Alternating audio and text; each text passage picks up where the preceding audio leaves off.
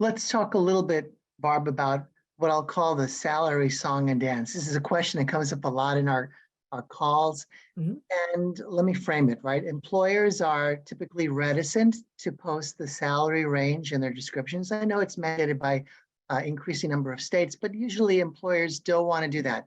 And then, of course, candidates who are asked about their salary requirements don't want to be limited by their answer. Mhm. What's your take on this? Is it time for this song and dance to end? What would you do if they said, Barb, just take care of it?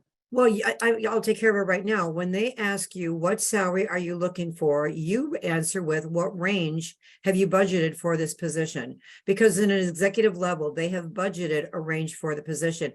And if they go, well, what are you looking for? You have to understand at my level, it's not only about salary, it's about benefits and perks and everything else. I'm going to look at the whole compensation package. But when it comes to the salary, what range have you budgeted?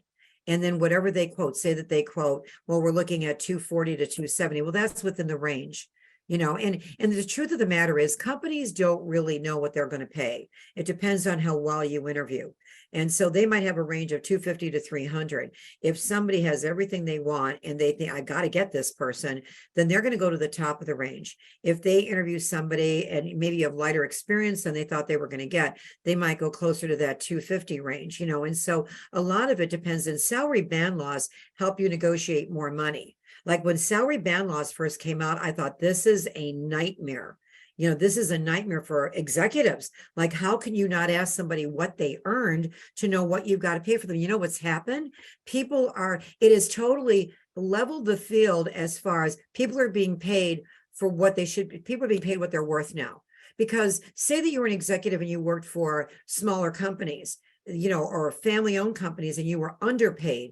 It took you years to get your salary where it should have been. Or say that you were a loyal employee and you stayed at a company 10 years. If you had made 3 changes, you'd be making a whole lot more money than if you stay at the same company for 10 years, because every time you make a move, you get an increase. So the answer to the question, what are you looking for? What salary are you looking for? You always answer it with a question. Can you tell me what range you've budgeted for this position?